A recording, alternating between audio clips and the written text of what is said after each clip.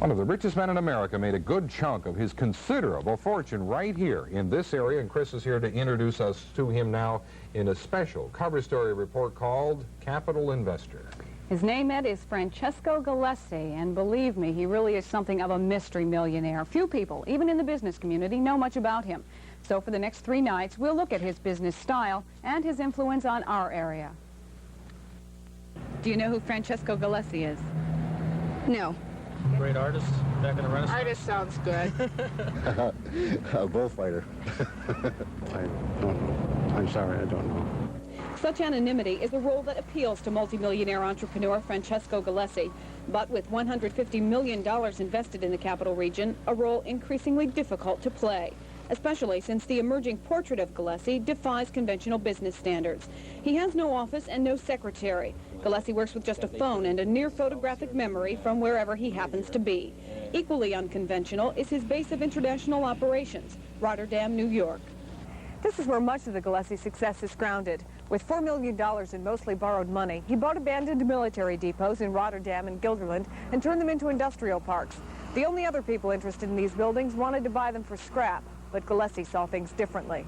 When I bought the property, the day after that, there was a huge blizzard. There was about 6 feet of snow on the roofs, and there was this millions of square foot of empty space, and it was a rather dramatic feeling of, what am I going to do now?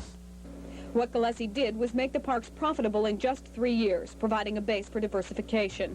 His properties now include the top-of-the-world condominium project overlooking Lake George, 100 and 102 State Street in Albany, a third industrial park in Scotia, Transglobal Industries, a flatbed trailer plant in Washington County, the Equinox Hotel in Manchester, Vermont, and 2,000 acres of land in Jamaica, both a working plantation and a place where Galesi relaxes and took these home movies. One thing led to the other.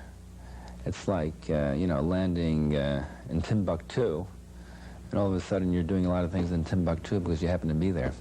I mean, it's been good to you. Absolutely. So Albany was a very fruitful Timbuktu. Galesi's primary residence is in Manhattan, but he's building a house in Manchester, Vermont, and expects to build a condo in Lake George as his business in the capital region continues to grow. Tomorrow, we'll take a deeper look at his area business operations, and on Friday, we'll get a glimpse of the private, sort of jet-set lifestyle of Francesco Galesi.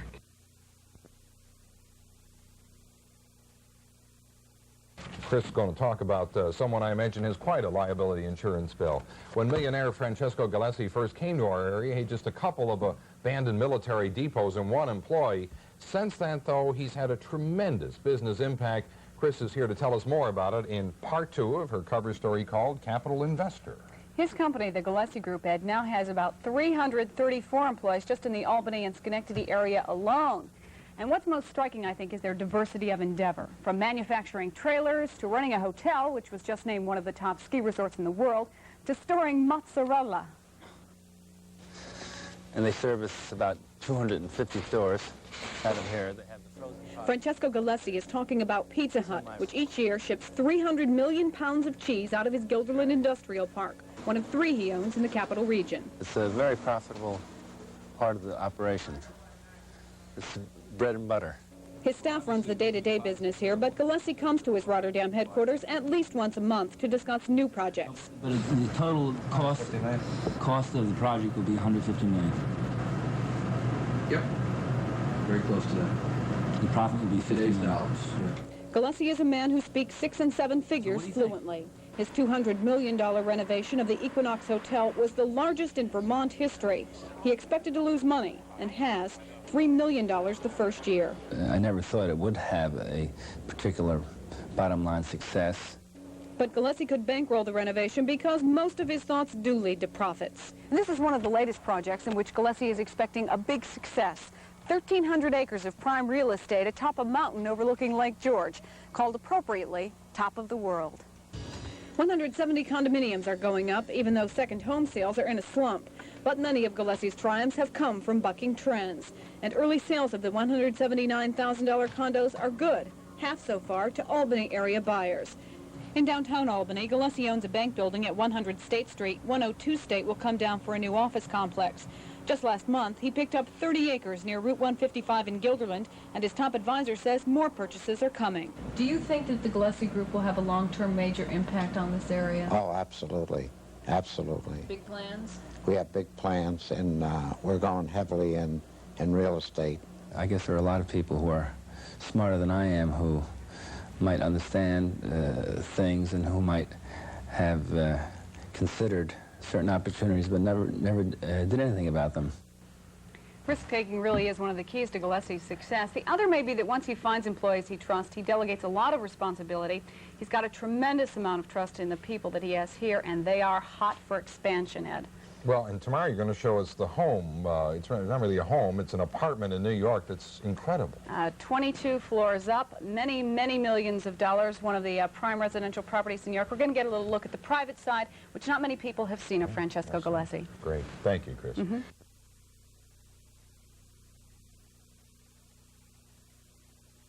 With $150 million invested in the capital region and more elsewhere, Francesco Galesi, who you've met in recent nights, lives a life that few of us can imagine. But we're about to get a glimpse of what it's like to be a multi-millionaire as Chris wraps up her special cover story, which we've called Capital Investor. Wouldn't we like to know firsthand, Ed? First, we're going to tell you about the harsh reality, and that is that Galesi's life is very long days, seemingly endless meetings, and flights, traveling, and rounds of social engagements, some fun, some not so. But then there's the Jamaica plantation for getaways and his new home base, one of the most expensive residential properties in New York City. It's one of the great old buildings in New York. More than a year and $2 million since he started this renovation, Francesco Galesi is still waiting to move into his 20-room Manhattan apartment. His wife, Marina, a princess descended from Russian royalty, has overseen the installation of English cabinets and Italian marble and hired a Peruvian artist to paint their son's room. He loves it, yeah. Galesi claims he will actually have his first office here, but he'll probably still use more informal surroundings for his frequent meetings with people whose ideas need his money. Today there is talk of financing a new computer language and a professional tennis tournament. If they're going to be against it, we're dead to begin with, because you can't fight those people. The Galesi style is to make a few succinct remarks, ask a few pointed questions, but mostly he listens, then makes decisions that could change people's lives. It's a power he is aware of, but doesn't dwell on. How many proposals will you hear in a week? Oh, about maybe 5 or 6. A lot of crazy ideas, some good ones. Galesi has been hearing a lot more proposals since he made the Forbes 400, a list of America's richest citizens. His wealth is estimated at $225 to $275 million. That's more than American bandstand's Dick Clark, more than industrialist Armand Hammer. But it's a distinction he'd rather not have. It draws too much attention. I think it's one of the prices to pay for moderate success. Being one of the 400 richest people in America is what you consider moderate success? Well, I don't know. I don't like to. I don't like lists of any kind.